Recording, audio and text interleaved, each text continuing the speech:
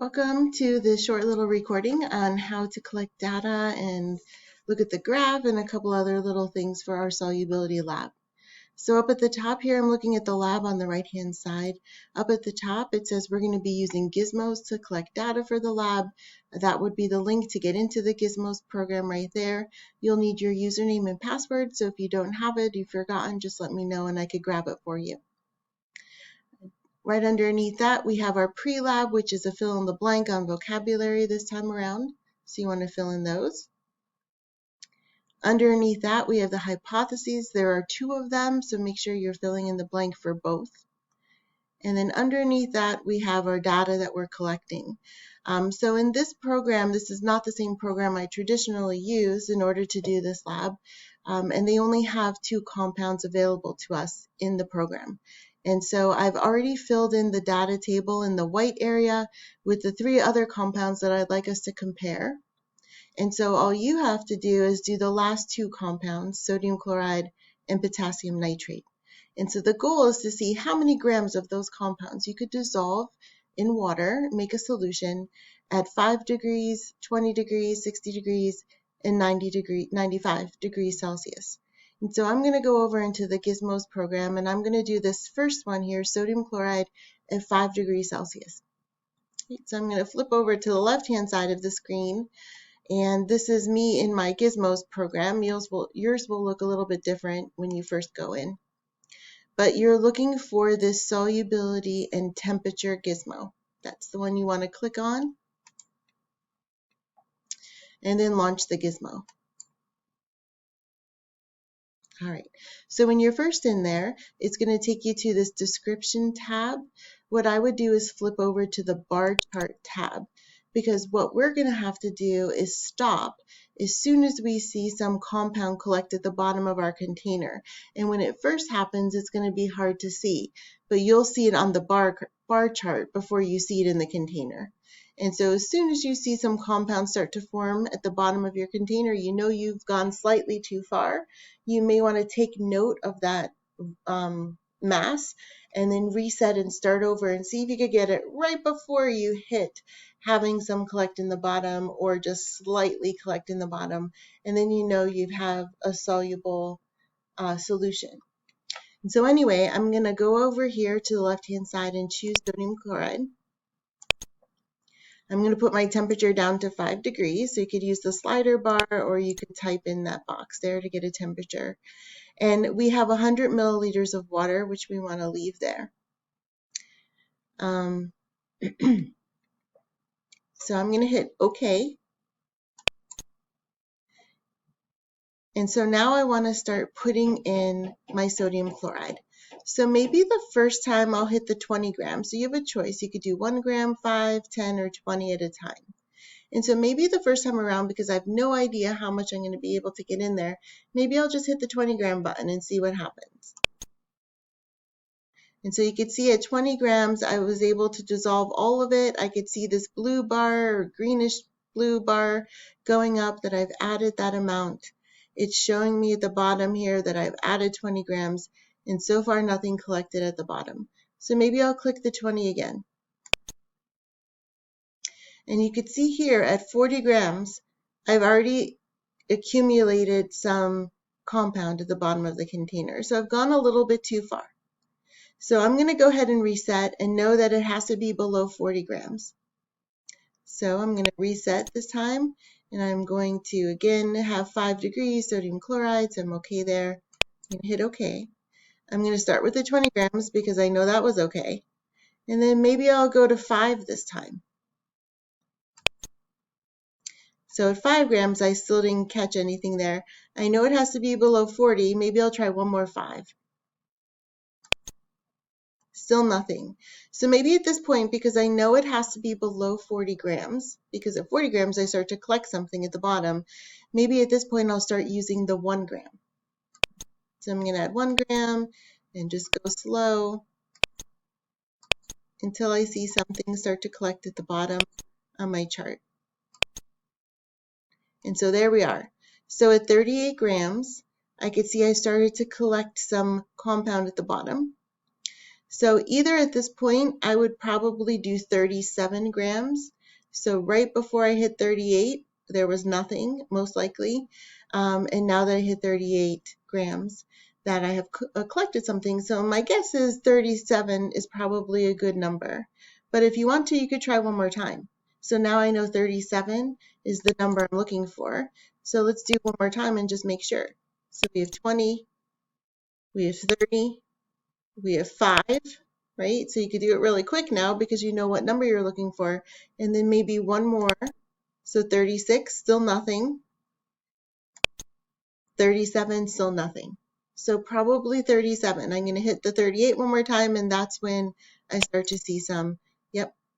And so 37 is the amount of grams of sodium chloride I could dissolve in my solution to make it a soluble solution.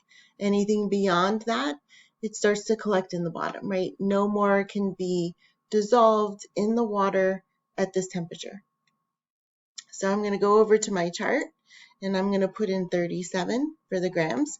And then what you're going to do is move to the next one. So you're going to move to 20 degrees, then 60 degrees, then 95 degrees.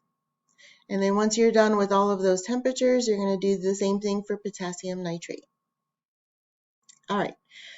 So again, if I click over here, once we were done with this one, you're going to hit that reset button.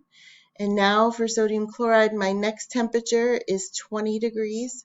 So I would click over to 20 degrees, hit OK, and then start the process again.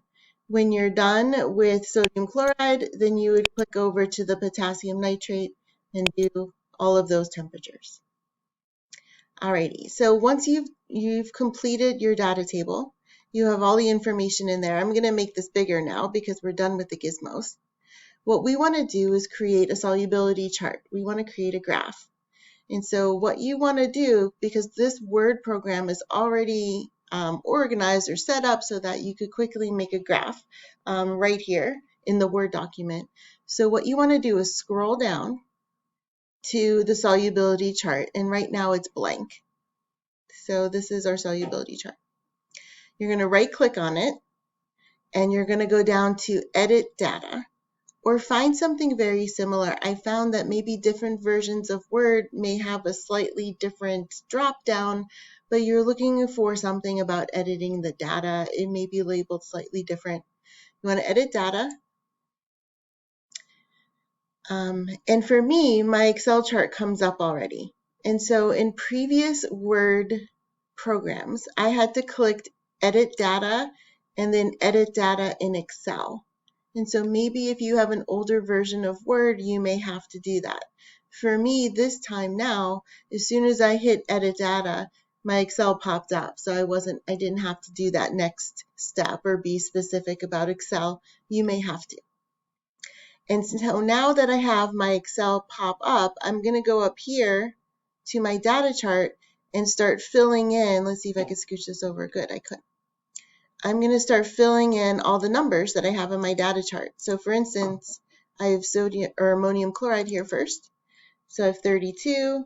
I'm not sure why the 20 was there, but this is 38, 56, and 76, right? And so I filled in all the ammonium chloride numbers. You're going to do the same thing for the entire chart. So you fill in all your barium hydroxide numbers, you fill in copper 2 sulfate.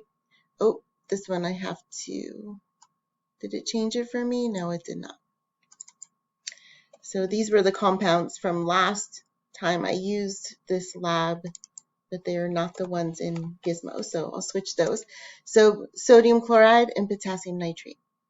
And once you have all of the numbers in there, your graph should automatically be appearing. So if I scroll down a little bit before I get out of Excel, as I'm plugging in the numbers, you could see my graph starts to form. So for instance, if I plug in a number here, I'm just going to make it up because I'm not sure what it is. You could see that my second barium hydroxide starts to show up, right? So as you're plugging in your numbers here, your graph is going to form. And when you're done plugging in all of your values in your graph, you just close this out and you're done. You have your solubility chart. And you're going to use that to answer questions below in the lab. Right?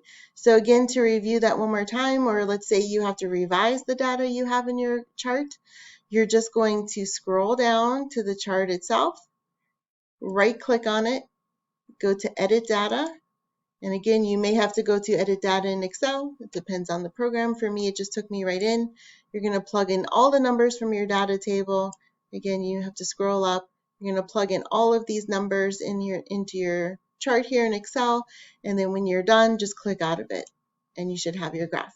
If you want to create your own graph a different way, that's fine with me. But again, this is already programmed for you to do it right here. All right, so once you have the solubility curve, you have a few questions to answer. I just wanted to point out this first one, these first two really, because every year I get someone that thinks this is a multiple choice question and just circles B or something.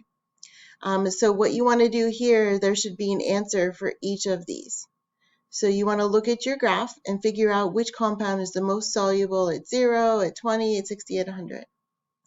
And so for me right now, I only have partial graph done and I made up numbers for barium hydroxide. So yours may not be the same, but at 0 degrees, the most soluble compound right now on my chart is barium hydroxide because it's the highest at 0 degrees. So at 0 degrees, I go up to the chart, the highest line is your most soluble. So I would put barium hydroxide here, and then I'd move to 20 degrees and take a look, and 60 degrees and so forth. If your compound is the most soluble at one temperature, it's most likely the most soluble at most temperatures. However, the lines can cross each other, so you want to double check because there is one or two of them where you may not have the same compound. Because if these lines intersect, then again, the one at the top is going to be the most soluble, so it may switch over. Same thing with number 2, this time least soluble, but you should have 5 different answers, right? So at each temperature, you want to use your graph to figure out which would be the least soluble compound. And then finally, number 3, you're going to use your chart and take a look and see which two are the most different. Which one is the least soluble and the most soluble, most of the graph, right? And that's all you have to do there. A complete sentence would be great, but you're just identifying the 2 compounds that are the most different. And then finally, the conclusion. You want to be careful with the conclusion. Again, we're using the race strategy as usual, but there are 2 hypothesis statements. So make sure you're addressing both in the conclusion of the lab. And that's it. It's just a short, sweet lab just to take a closer look at solubility, and we'll talk more about it in class. If you have any questions, just let me know.